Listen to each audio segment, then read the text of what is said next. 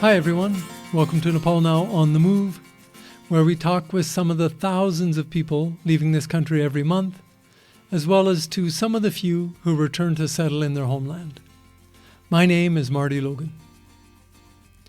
Nurses. I don't know about you, but when I think of people migrating for better opportunities, one of the first groups that comes to mind is nurses. Not only in Nepal. I know that this is a huge issue for Caribbean countries. And I read recently that in Nigeria, midwives too are being recruited to work in countries of the north. Back in Nepal, over a third of nurses have sought documents that would permit them to practice overseas, I read in one media report.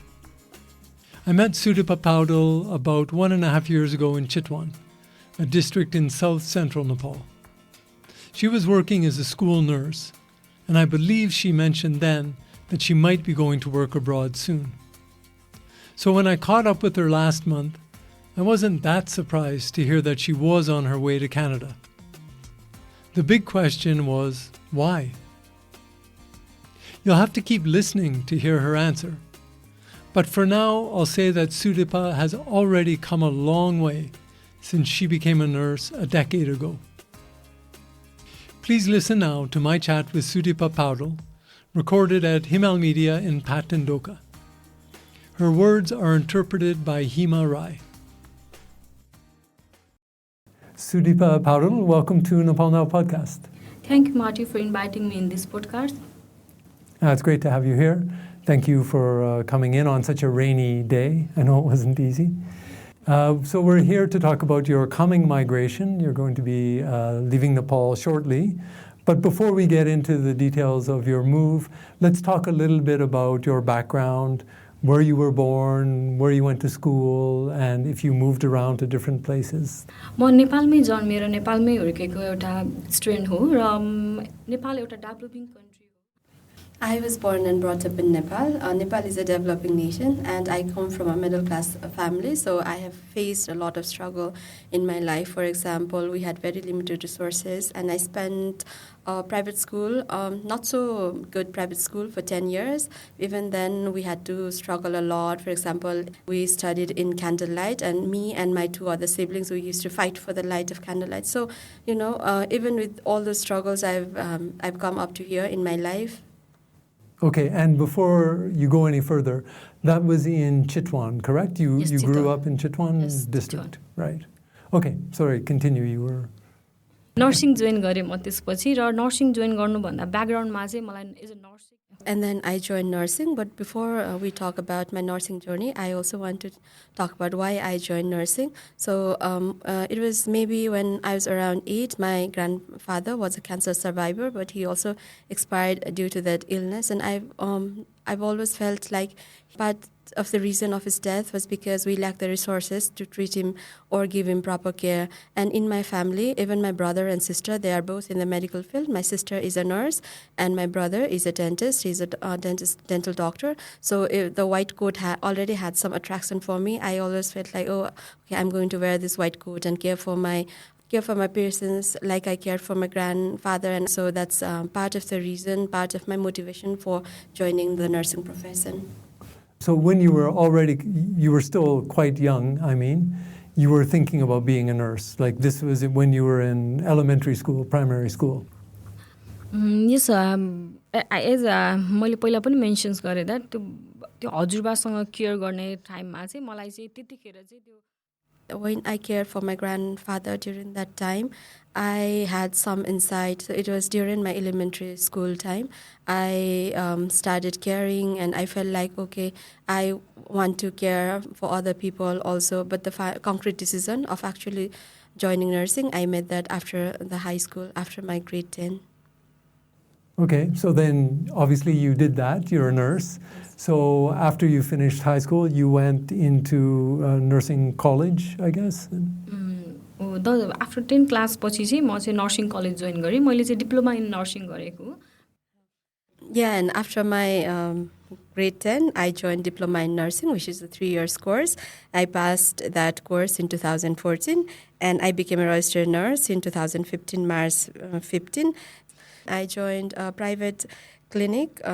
My first salary, I remember to this day, was just 5,000. So it was a bit of depressing. My relatives, friends also used to say, okay, you spent 5 lakhs studying nursing and you're just getting a salary of 5,000. It was a bit demotivating, but then I thought this is a struggle for a better upcoming days. And then I also get a raise, but it was just 2,000. So I worked for 9 months in the salary of 7,000. So it was demotivating. It was hard, but I always felt like, okay, better days are coming and I need to face the struggle for a better future. So that was my driving factor. Yeah, and during that time, I also applied to a lot of hospitals, but they would never hire me. I would be put in the waiting list, but I never actually got the job.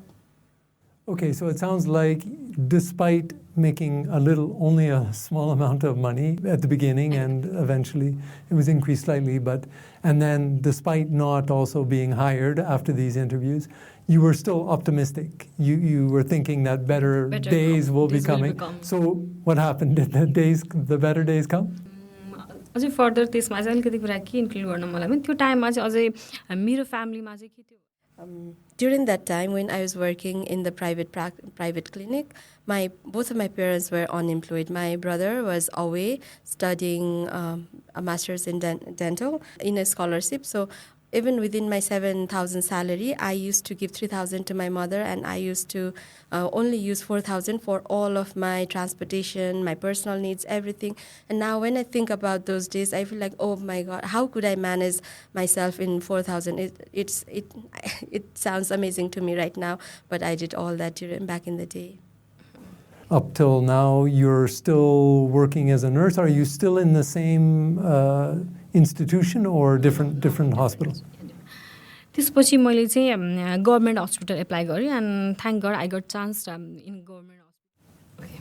So then I applied to a government hospital, and thank God I also got the job, and my salary also was 3 times what I was receiving. So it was 7 times 3, 21,000. I worked there for 1.5 years. Later, I got a teaching job. I worked as a teacher for the CMA and A&M course, which are these 18-month medical courses. त्यसपछि चाहिँ यसपछि चाहिँ यहाँनिर के भयो भन्दाखेरि चाहिँ And things started improving. I got 21,000 from the hospital. On the teaching job also, I received the same amount of salary. So now from 7K, I was receiving 6 times more salary, and it was really good. And then I also started putting away some money to save up for my education, because my family condition was such that I couldn't ask my parents to fund my bachelor's education. Okay, from this point, you started doing, I'm guessing, thinking ahead, you started doing a bachelor's degree, and you finished the bachelor's degree and are working as a nurse. Can you bring us right up to today? त्यसपछि म चाहिँ bachelor nursing join गरेँ. When I completed my bachelor's in nursing, then I joined a hospital, and it was during the COVID time, and I worked as a frontline nurse during the pandemic. But then I got a little frustrated with the job, and so I started working as a nursing instructor, but then I got an interest in community work, so I started working as a school health nurse, and till that I'm working as a school health nurse. And we met 1.5 years ago, maybe, in Chitwan. You were a school nurse then. Yes. I was in Chitwan doing some reporting. So that's how you're here today. Okay, so you've kind of done this 10 years of working as a nurse and progressed very well. And it sounds like your career is going upwards. And now you're making this very big change. So tell us what you're doing and when you're doing it and where you're going and all of that. त्यसपछि म चाहिँ अहिले as a school health nursing काम गर्दै गर्दा चाहिँ त्यो अहिले हाम्रो यो So I started applying for colleges, foreign colleges abroad, and I thought about applying to University of British Columbia in Canada. I made a plan and I actually applied for it in 2023 September, and luckily I got an offer letter in January of 2024. And since May 1st, I'm actually enrolled in the Master's in Nursing in the college, and I'm doing an online course right now. Great. And you applied to that particular university, I think, because your husband is in Canada. हो मेरो husband बाहिर नै हुनुहुन्छ र उहाँ त्यही युनिभर्सिटीमा नै PhD गर्दै. So my husband is also in Canada, and he's actually doing a PhD in University of British Columbia. So he used to talk a lot about University of UBC, and he had a lot of positive things to say about it. When I applied to it, he encouraged me to apply to a few other universities as well. So I also applied to University of British Columbia, Vancouver, and TRU. And I was planning to apply to 2 or 3 more universities, but luckily I got an offer letter from British Columbia itself. From Vancouver also, I had got an offer letter, but it was conditional. They wanted me to retake the English exam, but then I got an offer letter from University of British Columbia, so I didn't have to do that. University of British Columbia sub branch duita Okanagan and Vancouver. I had applied both, but I got offer letter in UBC Okanagan College. And so you said that you started classes May 1st. And tell me again, what's your schedule for these classes? त्यो कुरा त अहिले सम्झिँदा नै one of the ट्रमाटाइजिङ जस्तो fill हुन्छ मलाई मैले college So yes, I'm enrolled in the online classes, and if I think about it, it's like a very traumatizing experience for me right now, because sometimes I have to stay the whole night because the time zone in Canada and Nepal is so different. The classes over there, it falls during the night time in Nepal. So sometimes I have to stay for the whole night. Sometimes I wake up at 12:45 in the midnight and start studying, and sometimes I also face language barrier during these night classes. So it's very hard for me to manage this situation right now. And in the daytime, I already have a job as a school nurse. So sometimes I find myself going to school, sporting all these dark circles because I haven't slept a wink at night. So in between my day job and my night classes, I also have family commitments, and I'm now married. So it's real difficult to balance everything right now. And again, I tell myself better days are ahead. That's how I move forward, and I reassure myself, okay, once you're in Canada, you'll be in the same time zone, and it's not going to be that difficult. So that's how I'm moving forward, like hoping for better days, and I know better days are there. Obviously, you're keeping very busy, right, with all of these things you just described, but you're leaving quite soon. You're here in Kathmandu for your passport. Have you had time to kind of stand back and just think about overall, like how you're feeling about leaving the country and your family and your friends? Are you feeling a bit sad? Are you feeling excited, anxious? How do you feel? To be honest, यस्तो feelings हुँदो रहेछ कि यो टाइममा एकदम mixed feeling कि वान side भन्नुपर्दाखेरि To be honest, I have a very mixed feeling about leaving Nepal. On one hand, my career is progressing where I want to see it. I'll also be finally with my husband. So it's a win there, and I feel really happy. My dream is also coming true. So whenever I think on those lines, it makes me really happy. But then again, I think about leaving Nepal, leaving my motherland where I was born and brought up and I played, where all my family is, and it makes me really sad. So it does make me emotional. During childhood, whenever we see an airplane in the sky, we feel happy, jubilant. But now whenever I see an airplane, I feel like, okay, I will be living in an airplane very soon. And I've started counting down the days till I'll be in Nepal and I'll be in Canada. And it makes me really sad. So I have to say it's a very, very mixed feeling, a mixed emotion right now. It's very understandable, I think, that you feel that way. I'm curious, so you've been a nurse for a decade and you've worked with lots of nurses, you studied with nurses, so you obviously know many nurses. We keep hearing about how many nurses are leaving Nepal. Not only nurses, there are doctors also, but especially I think nurses, how many are going abroad to work. Do you have friends who have done this? Like maybe not exactly Canada, but other countries? Have many left Nepal already? अहिलेको scenario हेर्नु पर्दाखेरि चाहिँ most of the majority of nurses Yes, a lot of people from Nepal are going abroad for more opportunities, and especially in my nursing field also, majority of nurses are going abroad or trying to go abroad for their studies and for their employment. Especially after COVID, worldwide, we've seen a difference in the way the nursing profession is being looked at. Here, if we look at Nepal, nurses are really undervalued. Like, we have really low salary, we have a huge workload, and the patient to nurse ratio is also huge, and we get overwhelmed. But if you look at developed nations like Australia or Canada or America, for example, the nurses get a lot of respect, and the work environment is also really good. So whether it's for work or employment, or a lot of nurses, even many of my colleagues, majority of my colleagues are already abroad. And not only my colleagues, even the students I taught, many of them, majority of them are already abroad. अहिले हेर्ने हो भने चाहिँ US चाहिँ NCLEX दिएर वर्कको लागि जाने दिन्छ. In the US, a lot of nurses give the NCLEX exam and go for work. In Canada also, a lot of nurses work there as a registered nurse. Just this morning, I was talking to one of my Nepali colleagues who is also working as a registered nurse in Canada, and she told me that in the beginning, it's a bit of a struggle for me, but the working environment is really good over there. They give us lessons about ethics. They have the orientation. She said that in the beginning, it may take us up to one to 2 years for adjustment. There are some barriers, of course, but then it gets really good, and the health system of Canada is really good, and it's a really good working environment for nurses.